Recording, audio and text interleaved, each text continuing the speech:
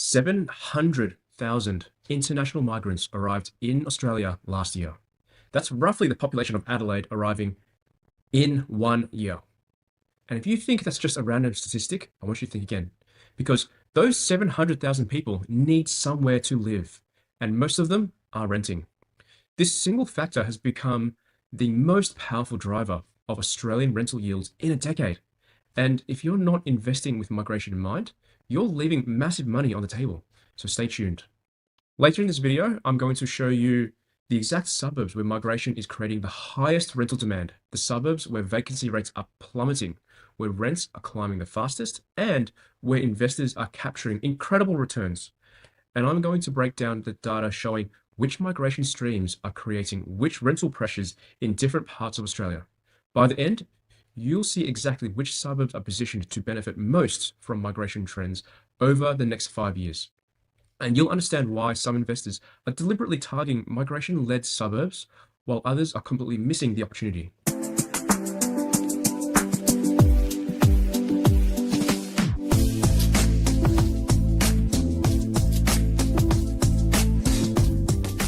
Welcome back to the channel. I'm Aaron, and if you're new here, we break down real property investment data and trends that actually move the needle on rental yields and capital growth in Australia.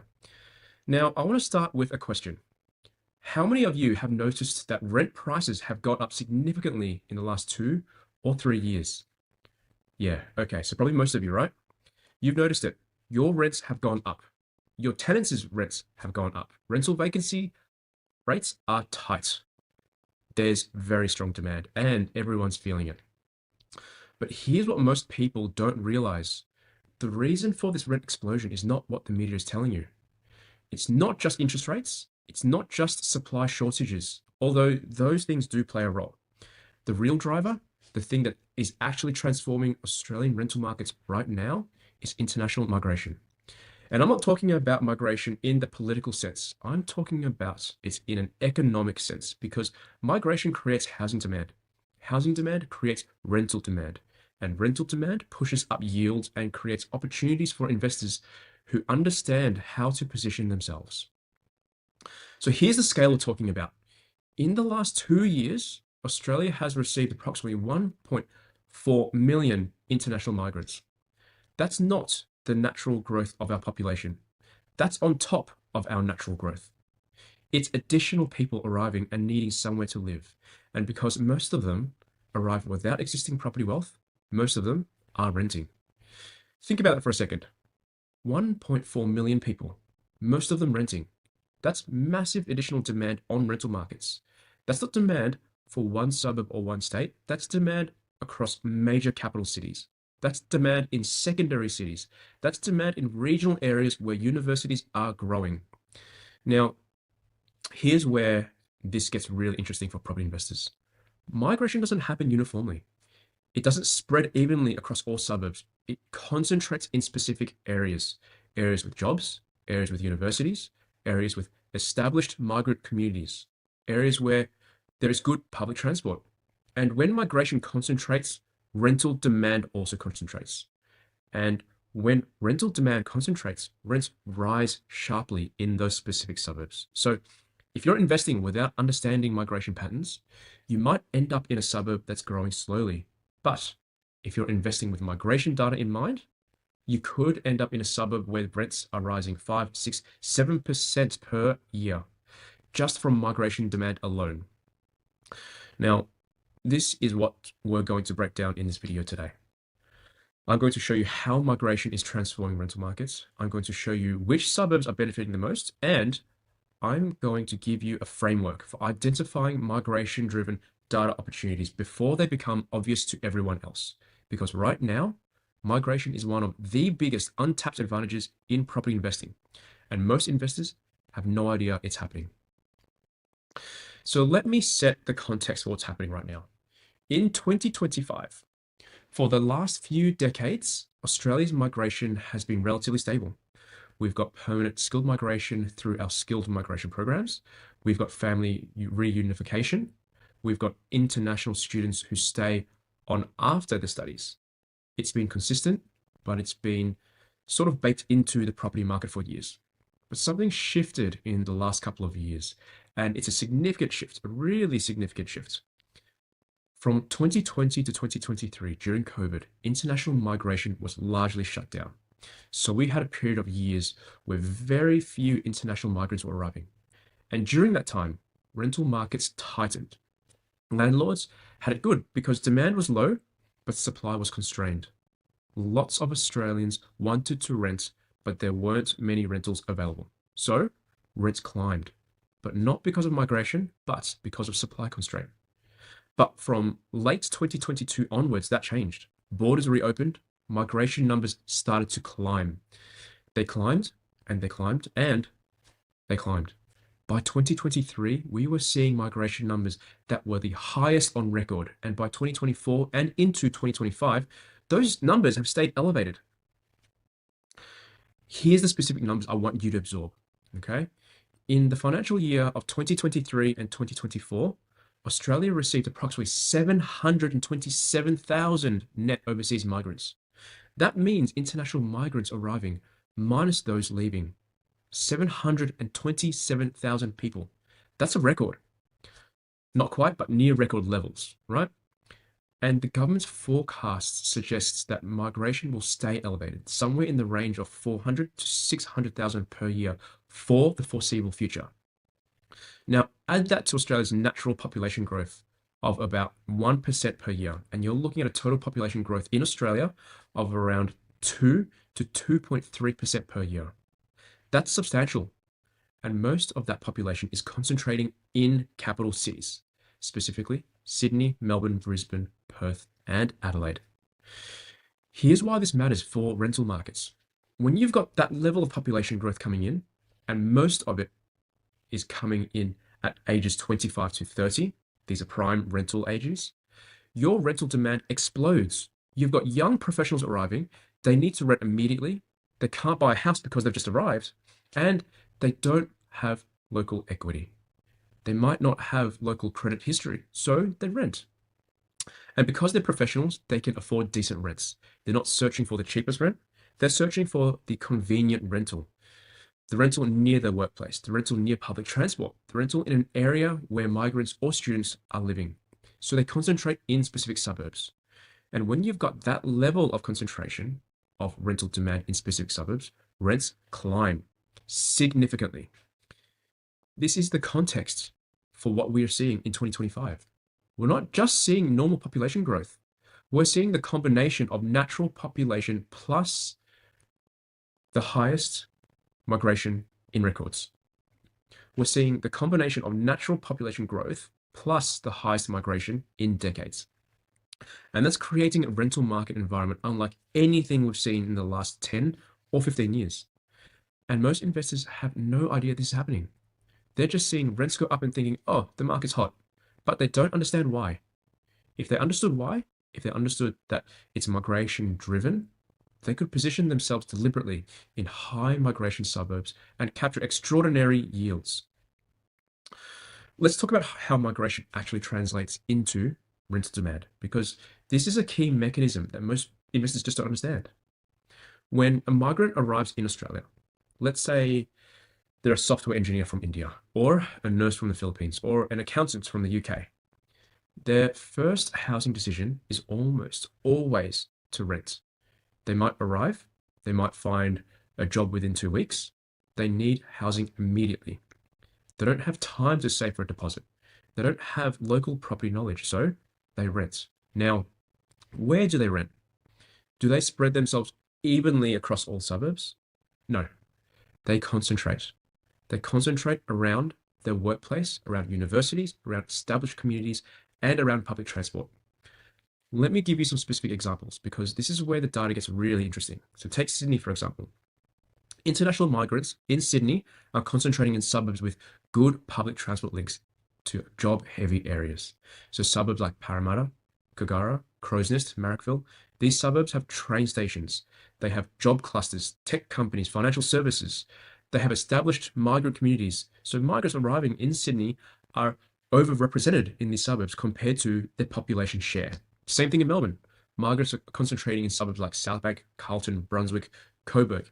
areas with universities, areas with public transport, areas with established communities, not spreading evenly across Melbourne. They are concentrating. Brisbane is slightly different though, because it's a younger migration destination, but the same pattern applies. Migrants are concentrating in areas around the CBD, around universities like University of Queensland and QUT, around areas with good transport. So suburbs like Fortitude Valley, South Bank, Paddington, Brisbane mean they're seeing higher migration settlements. Now, here's where this gets powerful for understanding rental yields. When you've got high migration settlement in specific suburbs, you've got higher rental demand in those specific suburbs. And when you've got higher rental demand, you've got three immediate effects. First, the vacancy rates drop. Landlords can fill properties much faster. They don't have to negotiate as hard. Turnover happens really quickly. Second, rents increase because the supply is fixed. There's only so many rentals in any given suburb at any given year. But demand is increasing, so prices rise. Landlords can ask for more because tenants are competing for properties. And third, property values increase because investors can see that rents are rising in these specific suburbs, so they want to invest there. And when investor demand increases, property values increase. So let me give you the numbers, right? In suburbs like Marrickville in Sydney, which has seen significant migrant settlement, rents have climbed from about $320 per week in 2019 to approximately $480 per week in 2025. That's a 49% increase in rents over 6 years. That's extraordinary capital growth in terms of rental yield. Compare that to some outer suburbs that haven't seen as much migration, where rents have climbed from, say, $240 to about $310. That's a 29% increase. Same city, same market cycle, but migration-driven suburbs are outperforming by 20% in rental growth.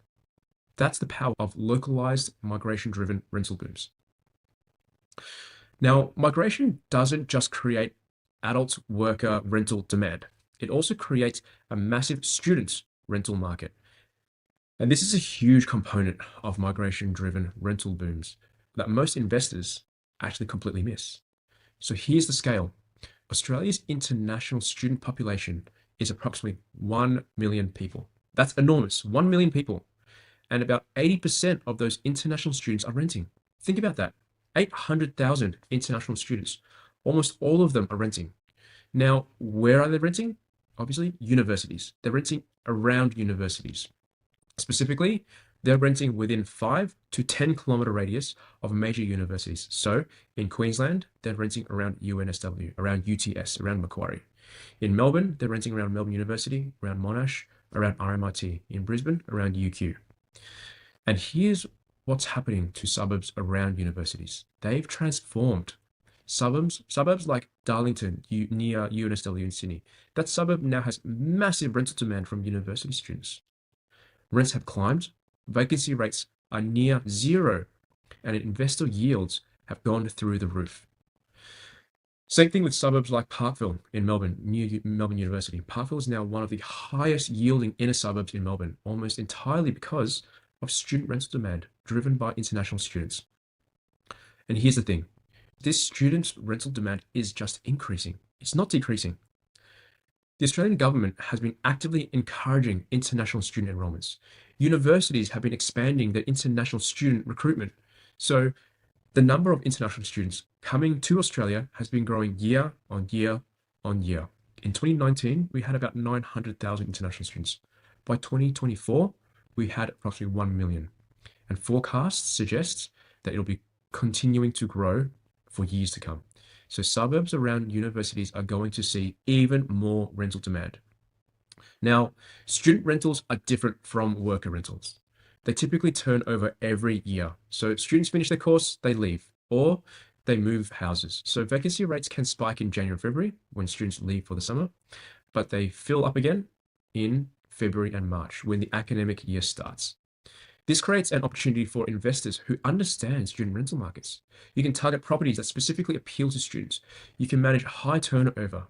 You can time your pricing. You can build relationships with university accommodation officers or student housing providers. This is actually a specialist investment niche, and it's driven by international student migration. Now, most investors think about migration in terms of capital cities, Sydney, Melbourne, Brisbane, but here's actually what's happening. Migration is also settling in secondary cities and regional areas. And the rental market opportunities there are even more pronounced than in big cities. Geelong, Ballarat, and the Sunshine Coast are all seeing migration inflows. Wollongong is seeing substantial migration settlement. These are secondary cities where international migrants are choosing to settle because housing is more affordable than in Sydney or Melbourne. And because there are jobs, Geelong has manufacturing and healthcare, Wollongong has similar, Sunshine Coast has tourism and professional services. So when migrants choose to settle in these secondary cities, they create significant rental demand pressure in relatively small markets. A market like Geelong might have 5,000 rentals across the entire city. If you suddenly get an additional 2,000 migrant renters, which is a realistic number given the recent trends, you've increased the rental demand by 40%. In a market that small, that's transformational. And here's what I want you to understand. Secondary city rental markets are much more transparent to individual investors than capital city markets. You can actually understand them. You can actually see migration trends. You can see suburb growth. You can see whether the fundamentals are there. For example, I've been tracking migration trends to Wollongong for years now. Wollongong has a population of about 370,000. In the last 3 years, I've seen net migration growth of approximately 6,000 people per year into Wollongong. That's a 2% annual population growth purely from migration, on top of natural growth. And rental demand there has been extraordinary. Rents have climbed, vacancy rates have tightened, and yields have improved. Same thing with Geelong. Geelong is seeing annual migration growth of about 5,000 people. Rents have climbed significantly. Vacancy rates are tight, yields are improving. For investors who understand this, secondary cities represent enormous opportunities because you're not competing with the sophisticated data-driven investors who are all focused around Sydney and Melbourne. You're competing with a small pool of investors who understand regional markets. And if you position yourself in a secondary city that's experiencing strong migration inflow, you can capture significant rental growth over 5 to 10 years. Now, here's something most investors never think about. The composition of migration actually matters for rental market outcomes. Not all migrants create the same rental demand. Australia's migration is skewed towards skilled professionals. About 60% of our permanent migration program is skilled migration. These are engineers, accountants, healthcare professionals, IT specialists. These are people who earn higher incomes. They can afford premium rents. They can drive higher end rental markets. But we also have working holiday makers, young people on visas who are working casually and renting. We have international students who we talked about. We have family reunification migrants who vary in income level. And we have refugee settlements, which creates demand in more affordable rental markets. Here's why this matters. If a suburb is receiving lots of skilled migration, let's say software engineers working in tech hubs, you'll see strong demand for quality rental housing in that suburb. Rents will be higher, tenants will be more stable, returns will be good, but competition from other investors will be fierce. But if a suburb is receiving more diverse migration, including working holiday makers, younger students, family reunification, migrants of mixed income levels, you'll see demand across a broader range of rental prices.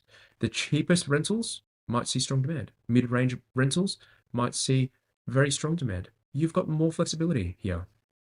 So let me give you an example. In suburbs like Pyrmont in Sydney, which is a tech hub, you're seeing primarily skilled, high-income migrants. Those people are renting apartments in the $300 to $400 per week range.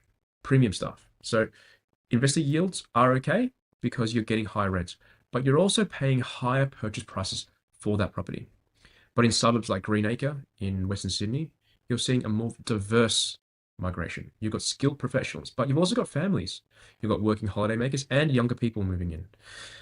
So there's demand across a broader rental range. And because purchase prices for property are lower, your yields can actually be stronger.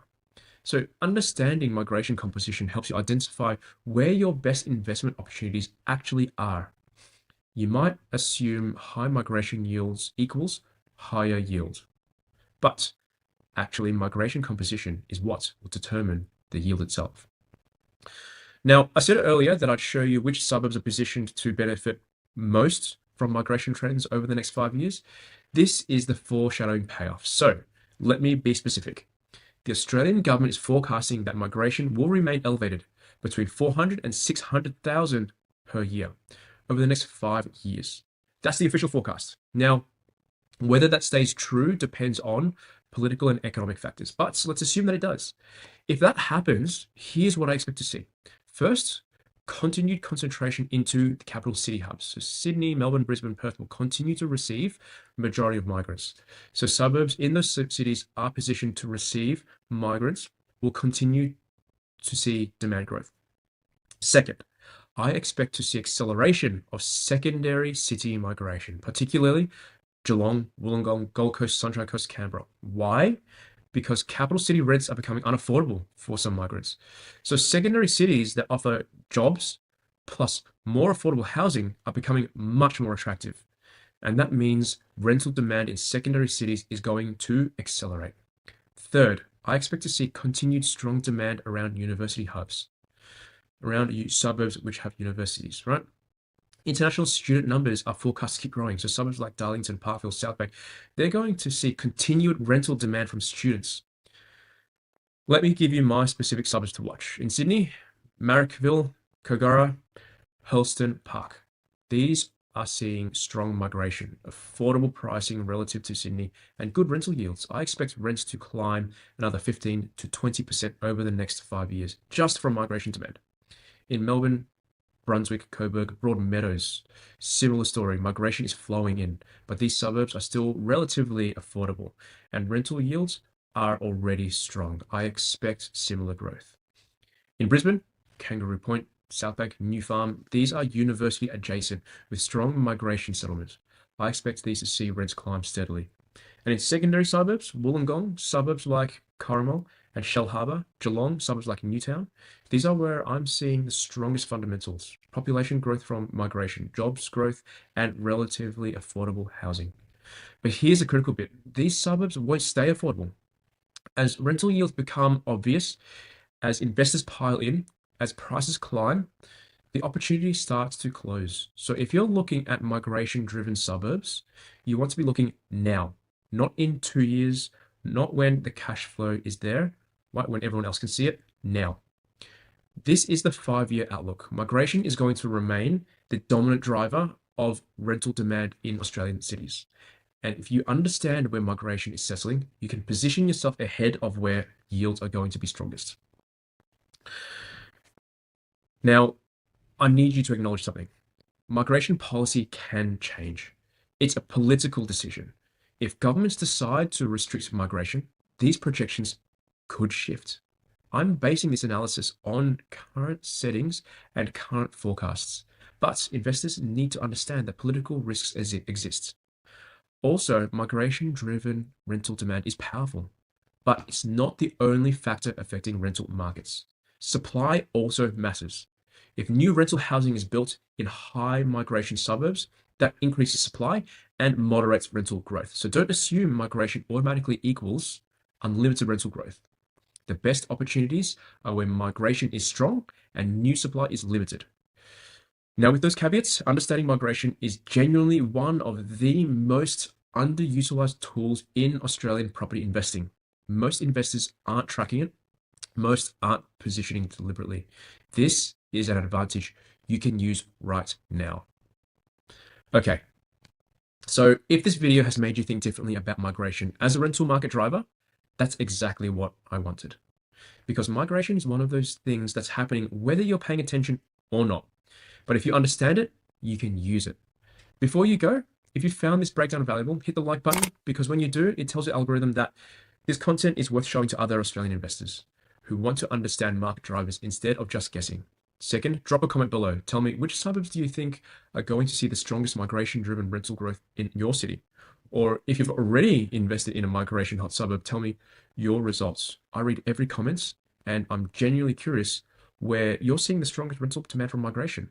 And if you're not subscribed yet, subscribe now, because we release content every week breaking down actual market data, trends, and opportunities that move the needle on rental yields and capital growth, not hype, not theory, Real data, real patterns, real outcome. Now, here's the thing. Understanding that migration drives rental markets is one thing.